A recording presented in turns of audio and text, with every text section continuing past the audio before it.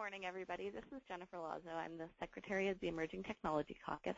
We're going to give people about one more minute to wander their way in here but before Sarah starts. But I will say hi and introduce you to what you are attending right now. The Emerging Technology Caucus is one of the caucuses out of the International Association of Emergency Managers, or IAEM. And we were asked specifically by Region 9 to offer a series of webinars on topics of how to use social media and emergency management functions and what it looks like. And this is our first in that series. Sarah Miller, who is one of the members of the Emerging Technologies Caucus and a very experienced social media person, will be giving this presentation. And I'll let her give her own full introduction about her background. But we're very excited to have you here today. If you're already reasonably adept at social media, then the hashtag for this webinar is IAEMETC. It is a hashtag we use consistently as well for our caucus. So if you're interested in the latest technology news and conversations, give that hashtag a look. And if you didn't know at all what I just talked about, then Sarah is going to explain it later on. So as we go, Sarah, are you ready to go? I am. Mute. All right. Well, then I think we've given people a couple of minutes to wander their way in. So go ahead and start, and thank you so much. Well, good morning or afternoon, wherever you happen to be. I am Sarah Miller. I am, hang on just a second, technical difficulties. I am the Emergency Preparedness Manager for the City of Auburn, Washington, and the Vice President of IAM Region 10. This year I'm also the Chair of the Professional Development and Research Committee for the IAM Emergency Technologies Committee. And my contact information is there on the screen. We were asked by Region 9 to put together some webinars, and the feedback we got was it's for your average emergency manager. I don't know any average emergency managers, so we sort of narrowed down to some specific topics that we wanted to cover that we think you'll find helpful. So this is probably the first in a series, and I'll talk towards the end about what the rest of this series might look like for the year. So with that, I will tell you right off the bat that this slide deck is available actually right now on SlideShare. I'll have a link to that later, but you'll be able to pull it down. So is my full bio is available by looking at my Twitter profile. I won't read the whole thing to you. Do remember, if there are several options in here. If you look over on the control panel in the webinar, you can ask questions, you can chat with each other. If you can't hear for some reason, we'd really like to know that so that somebody can try and help you. So there's a raise your hand thing in the question area. So if you can't hear, there is somebody who has no sound. We're going to try and work with them, and Jennifer's working on that. So with that said, we'll move through the rest of this slideshow. So today we're going to talk about an overview of popular social media platforms that are useful for gathering situational awareness, which is not every social media platform. Some of them are fairly useless to you when you're trying to gather information. We're going to talk about desktop-based search techniques, so geographic searches, popularity searches, hashtag searches. We are not going to cover social media basics.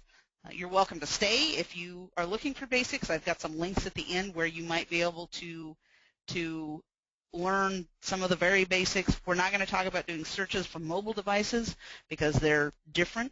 We're not going to talk about pushing information in an emergency. We're not going to talk about engagement techniques. And we're not going to talk about what to do with the data once you have it. There will be a follow-on webinar next month that is going to get into what do you do with the data once you have it. And I'll have more information for you on that in a little bit. So there are a ton of platforms that are popular in the United States. There's a huge list of them on your screen. These are ones that are typically used. They're typically listed as some of the top platforms. There's tons more used in other parts of the world. There's a link there at the bottom. Obviously, not all of these are going to be useful for you. They have different purposes. I don't think any of us are going to be using Snapchat to gain situational awareness, but there's a lot of them that you can, and some of them you may have used, some of them you might not have. So hopefully you'll get some gems from this that you've not covered before. So, and some of this is opinion-based, some of this is experience-based, but I find that the easiest places to get real-time situational awareness are Twitter, Instagram, Flickr, Facebook, Reddit, YouTube, and Yik Yak. Yik Yak we're going to cover right at the very end because a lot of people haven't heard of it, but it can be a key place to get information. So here's some pro tips. Know what platforms are used in your area. Go out and ask people what they use or observe what they use during a non-emergency time. Don't spend time making a plan and searching for information on platforms that nobody in your area uses. A Yik Yak will be a good example of that because it's really used on college campuses. If you don't have a college campus near you, it's unlikely that anybody around you is using Yik Yak. Establish accounts ahead of time on platforms that you plan to use when you're searching for information. It's not always required, but it generally makes things much easier if you already have an account there. Enlist help from people. This task, whatever you're going to do with it, it's too big for you to do by yourself. You will need help. And we're not going to go into where that help comes from, but there are some links at the end of this presentation that can point you to places to find volunteers who would help you do some of this. And remember, and this is where your legal and your IT people sometimes freak out a little bit, there are things on the internet that are inappropriate to be viewed at work. You will find them as you are doing your situational awareness process. Be prepared for that. Prepare your volunteers for that, and just know it's going to happen. There's nothing you can do about it. So we're going to talk a lot about geolocating because it's very popular and we love it. However, it's harder and harder to do because the people are becoming more privacy savvy and they don't want all of their movements tracked and posted on social media. And that's a good thing, but it makes it harder for our purposes. So just know that it gets harder to find things if you're going to use geographic-based searches. You'll find, too, in any crisis that has some connection to an old one, if it involves large flooding and water, this picture of the shark is going to show up, and somebody's going to say that this shark was just seen swimming through the streets of whatever city the flood or the storm happens to be in. Use Google to help weed out those old images. If you've never used the Google image search, do that. Drag an image into Google image search and have Google look it up for you. It can save you a lot of grief because you can ignore images that you know are not valid. So if you see this picture of the shark, know that it's not current and it's not relevant to whatever situation you're working on. So we're going to talk a little bit about Boolean searches. This is a nerd term, and you'll live with it. But basic search techniques are really important. You don't have to know the specific syntax of them for every platform, but it's really important to understand how these search engines find information and how you can add or exclude information. Not all of the platforms have the ability to do all of these kinds of searches I'm going to talk about, and not all of them do it with the specific syntaxes. But it's important to know how to collate and weed out information or weed in information that gets you what you need. So this little 2-slide primer here is designed to give you an idea of how you can weed in and out information. And you'll notice there's a little bit of a Region 10 flavor to this. You'll have to excuse me for that.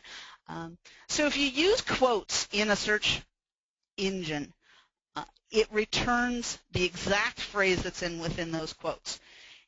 That's the first one that's in there. If you use and, it joins words together. So it looks for everything that has, in this case, I put Seahawks and police. If you put that into Twitter or many other places, a really entertaining picture comes up of a football player riding a Seattle PD bicycle in CenturyLink Stadium this weekend. Lots of posts of that. You can do or searches, where it searches for two different terms and returns either of those. You can see the sample I put in there as Super Bowl as one word or Super Bowl as two words in quotes, because some people posted as one word, some people posted as two, but I wanted to see, for this example, everybody who posted it either way. So I used an OR search to pull both of those in. And not searches, the not qualifier calls for searches for one word and excludes another. And that's actually a typo on the screen. But if I wanted to look at all of the posts that were about football but not about the Seahawks, I could put football, not Seahawks, or on Twitter, football minus Seahawks, and it would give me all of the posts about football that had nothing to do with the Seahawks. That's also useful for if you live in a city where you have shared city names. My city is Auburn. There's Auburn, Alabama. So if I have to search for something in the city of Auburn, Washington, I can put Auburn, not Alabama, or not football, because Auburn, Alabama has a lot of football, and that will help narrow down some of my searching.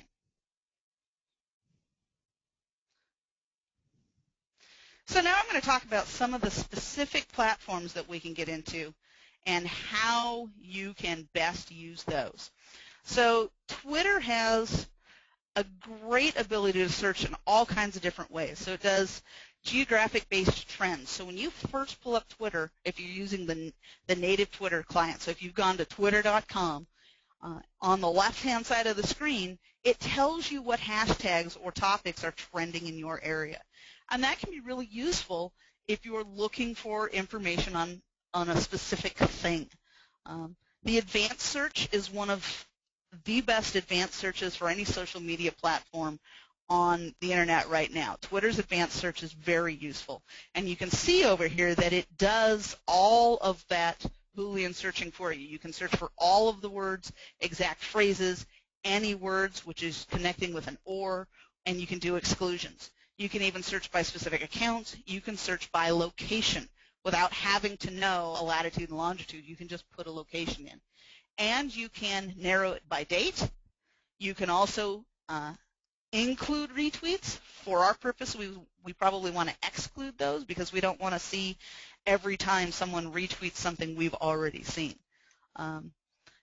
So you can do combinations of geographic-based, date-based, hashtag-based, keyword-based, and combinations of all of those, which is really useful. Make sure, and I don't have a screenshot of this, but make sure that when you do a Twitter search, when you get the responses back, there's an option on the right-hand side of that frame to search top posts or all posts. And you always want to look at all posts because you want to see everything that's in there, not just what Twitter thinks is the most popular. If you're wondering what hashtags might be relevant in your area, I'm particularly fond of TrendsMap. TrendsMap lets you hone in on a specific geographic area and tells you what the top hashtags are in that area. It'll pull up, initially when you go to it, it'll pull up a world map, and it'll show you the hashtags that are relevant or trending all over the world. That can be super useful as you're trying to identify what people may have tagged something on or as. If, for instance, you know that an earthquake has happened, but you're not sure what people are tagging it as, you can look. Some people will pick earthquake. Your news media might pick a specific name for the earthquake. So it's helpful to look and see what people are calling it. This happens a lot with active shooter events where you have multiple people tweeting and they all have some slightly different name for what's going on. It can make things harder to find, but something like TrendsMap can help you narrow down that focus and sort through the parts that you think are going to be relevant. Sorry, I'm having a tiny bit of trouble getting my slides to advance. So Instagram. Instagram, if you're not familiar with it, is a photo social media app. You take a picture, you post it. You can post it to Instagram. You can post it automatically to Facebook, to Twitter, to Tumblr, to Foursquare, and I think to something else which isn't coming to mind right now. There is no way using the web-based platform of Instagram that you can search for things. You have to use a third-party client for that. So Instamap is one of those. Instamap lets you do geographic-based searches. FindGram lets you do hashtag searches. Instagram is cool because it shows you pictures of what's going on, and that's really useful, I think, to gain situational awareness. What's better than looking at an actual live picture of what is going on?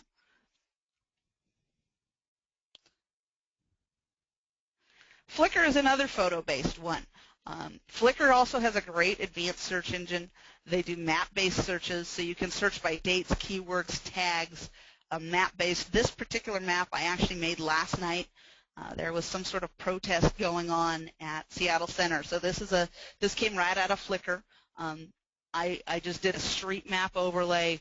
I searched for the word protest, and all of those pink dots that show up on the screen are where people have posted pictures that are geotagged at that location of protest.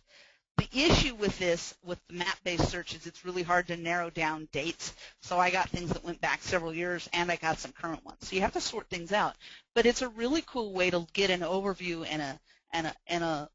of what is going on in a particular area, and you can turn on a satellite image. It's built into the Flickr client. I didn't do that for the screenshot because it makes it very, very busy.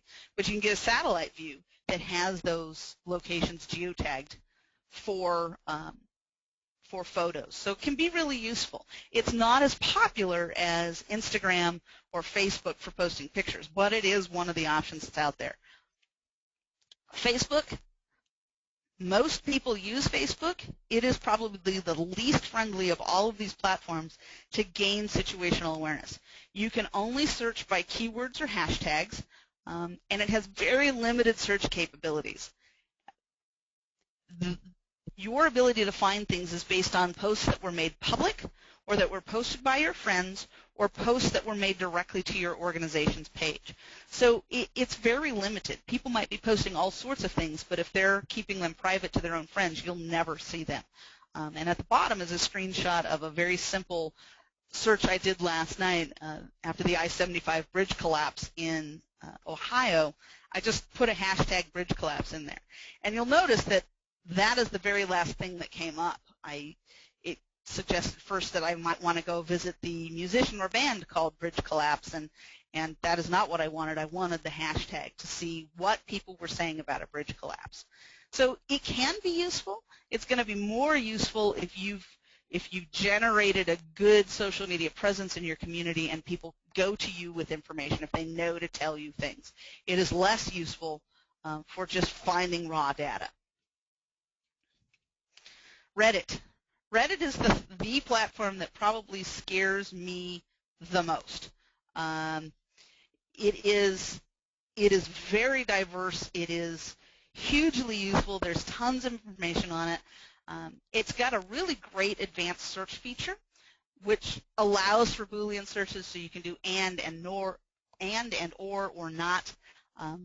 Once you've done those searches, then you have the advantage of being able to sort them by relevance or by time. So you can search within the last day, within the last week. I just did this search last night for the Cincinnati bridge collapse. And part of the reason that I was searching is because I saw multiple reports of this bridge collapse on social media. Some said Cleveland, some said Cincinnati, and I was curious about where it actually was. So Reddit does not let you do geographic searches, but Reddit does have a lot of information, and it's community-based. People will add information. There's some really good case studies of incidents, or I'm trying to think, the Dorner search that happened in California. There was this huge Reddit community that was sharing information, including tactical information. It wasn't on typical social media channels, but it was out there for everyone to read.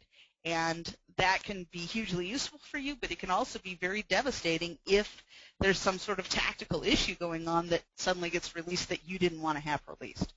So Reddit can be super useful in terms of finding out what the community is saying and what they're adding.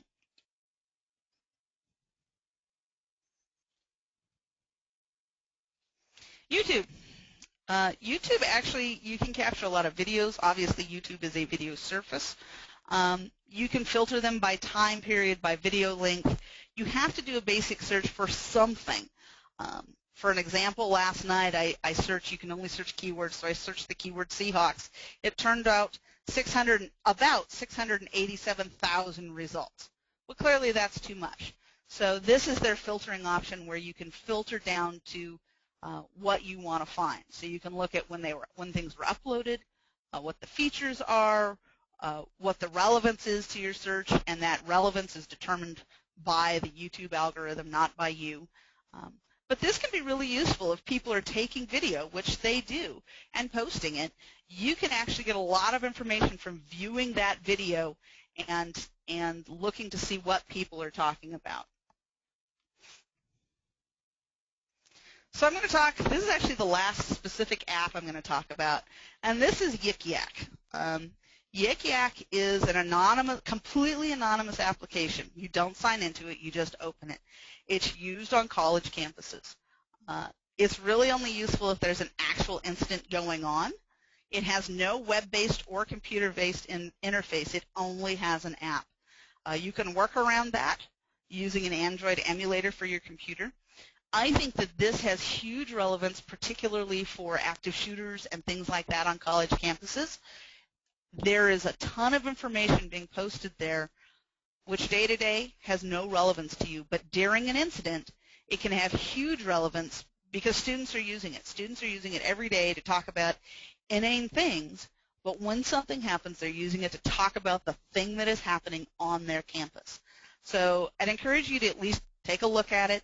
See if you have a college in your community. See if there's something useful there for you. If you want a little help using an emulator to put it on your computer, you can ask me for help. I can walk you through that because it's really hard to try and monitor from an app during an incident. It's much easier to put it on a screen and look at things. So you want to bring this all together in some way. Obviously, you're looking for information because you want to do something with it. It's hard to bring all of this stuff together, and it's nearly impossible to do it for free. But there are lots and lots of options for multi-platform aggregation. And what I mean by multi-platform aggregation is something that will display to you posts that went on Instagram and Facebook and Twitter all in one place so you don't have to do multiple searches.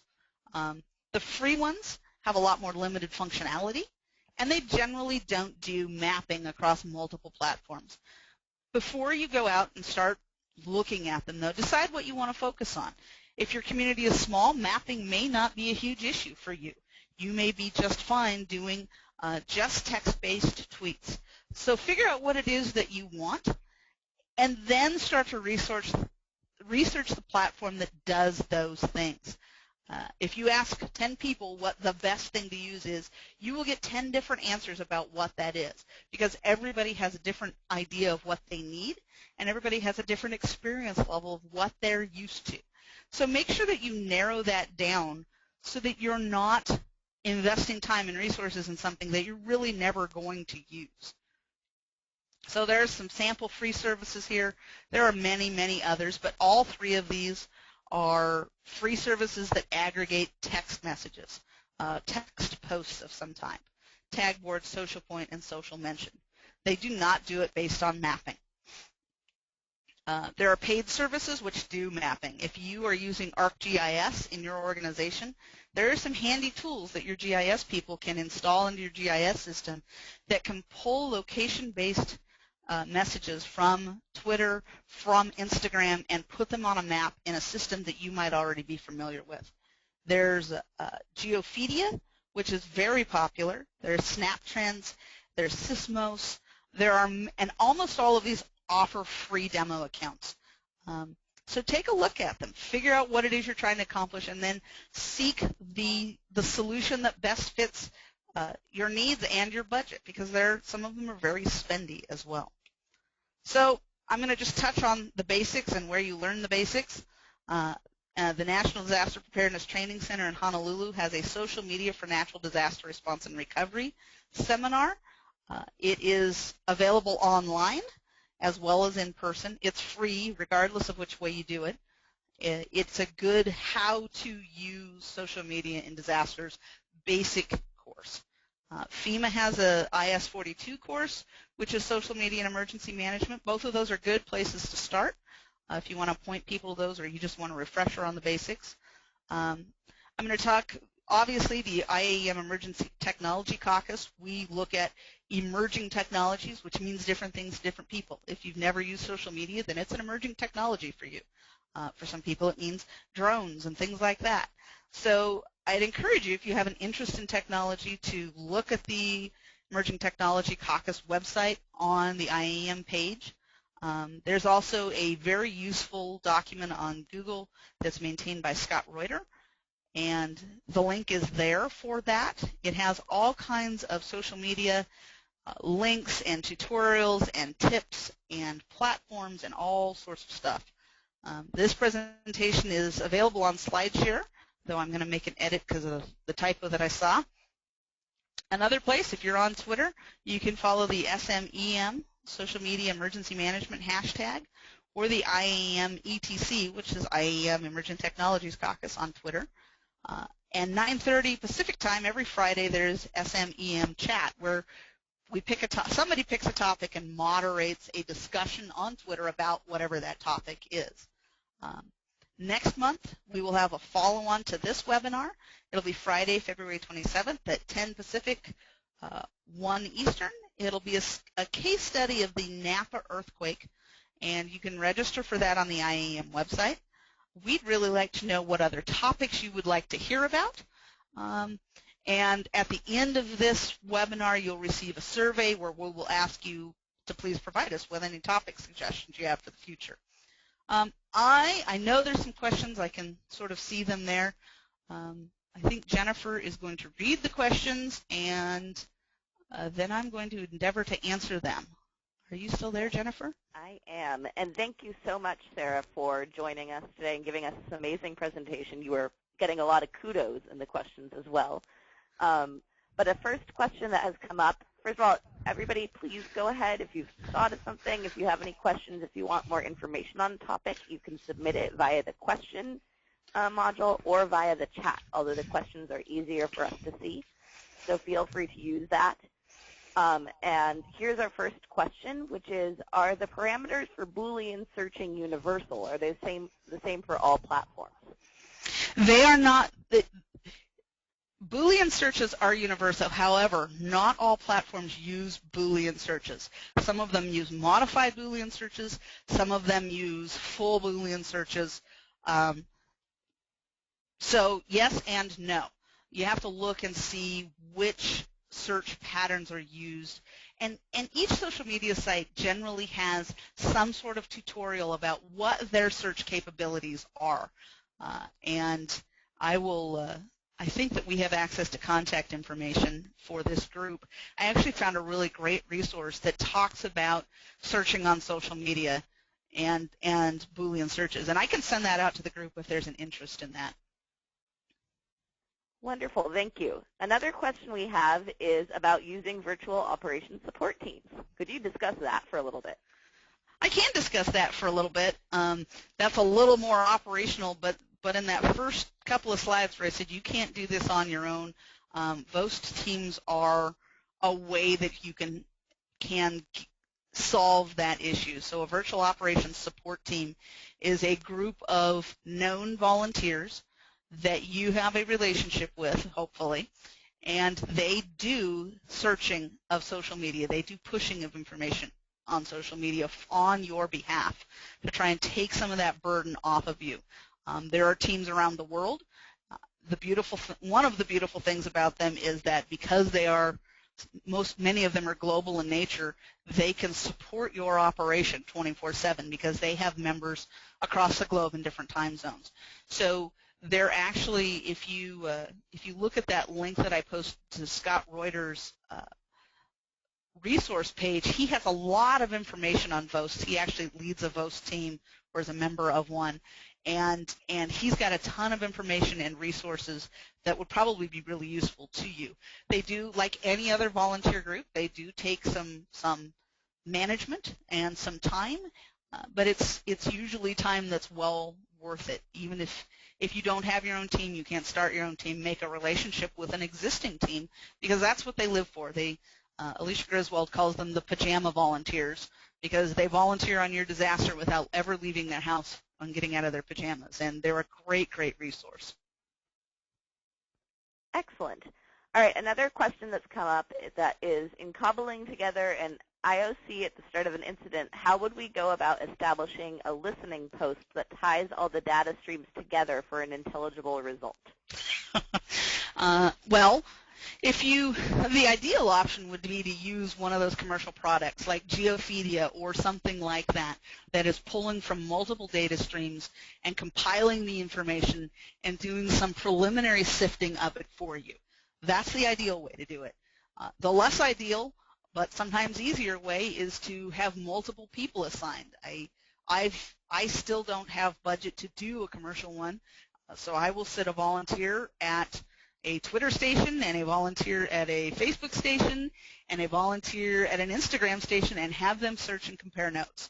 I'm hoping to build out a GIS solution internally so that I can reduce the number of positions I need to monitor that. But if you don't have a commercial solution, then I would say that probably using multiple people who can communicate with each other is the best way to do it. Great, thank you. Are there any other questions from the audience? One that I know we got several times was about copies of this presentation. Sarah, as you mentioned, we'll be posting a slide share, and we will have a recording of the presentation available under the login once you're on the IAEM website.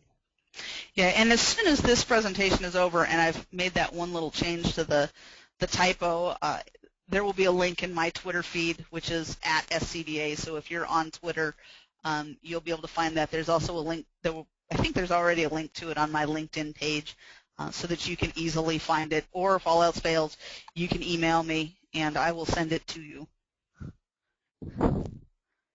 We know there were a lot of links in this that you wanted to be able to click on and you couldn't. So we will make sure that that is available for everybody. Any other questions from the group?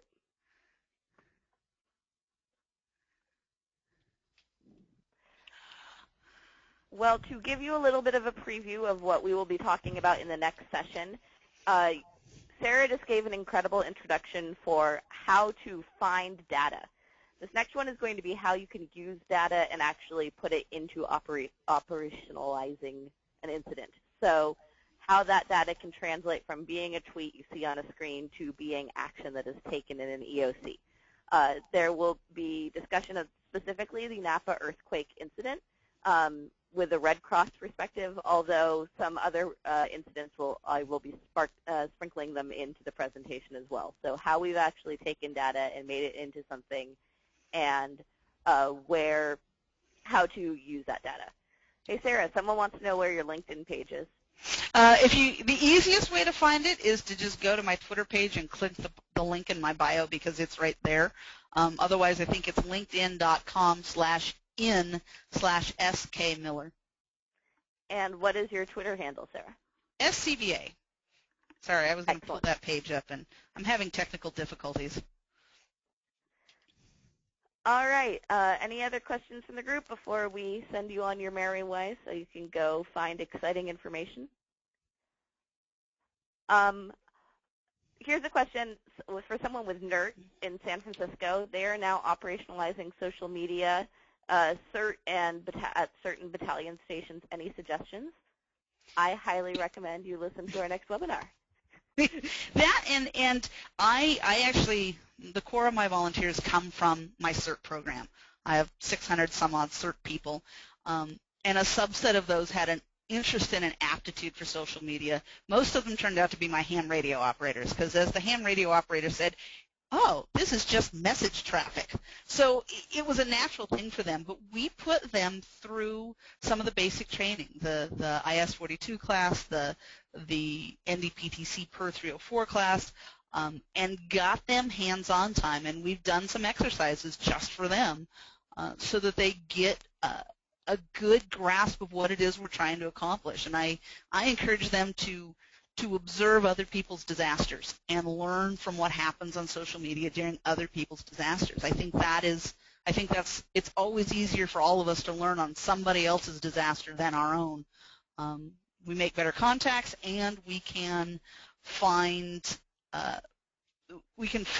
other resources. And for the person who just asked about the training courses, there's links to those in the slide deck. So if you download the slide deck, as soon as this is done, you'll be able to have the direct links to both of those classes. If that won't suffice, let me know. So the Twitter handle, I just saw the question. It's Sam Charles Bravo Adam. And yes, I know I just mixed my phonetics. One other question for you, Sarah. This is from me. Yeah.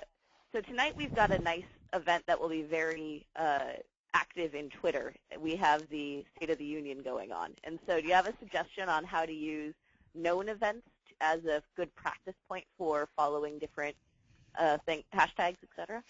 Oh, you mean other than the usual State of the Union drinking game? That's what we usually do. You know, it is a good example because you can look for keywords. You can decide in advance that you're going to make a known event an exercise, and say, for instance, you want to know what the popular feedback is on certain topics in the State of the Union address, and you can assign people to monitor for feedback and for where that feedback is coming from. You can do mapping searches based on that. I think that you can do all of the same things with a planned event that you can with an unplanned event. We actually end up using it more for planned events here than we do for unplanned events because, thankfully, we have more planned events than unplanned events. So we use that. We use it for big community celebrations. We use it for large events that are near our city but not in our city, so we can use it to monitor traffic conditions and other things that people might be noting on social media that we might need to deal with. Excellent. Well, with that fun challenge for everybody to go do tonight, or the Super Bowl and the Oscars are also both coming up, which are great opportunities to do that kind of practice as well. I will let Sarah say goodbye and invite all of you. The way to sign up for the next one, it will be emailed to all IAEM members, but there's also a link on the IAEM website in the training section. So go ahead and say bye, Sarah. All right. Thanks, everybody, for coming. Talk to you all soon. Yeah, thank you all. The Emerging Technology Caucus thanks you for your participation today and hopes you have a wonderful week.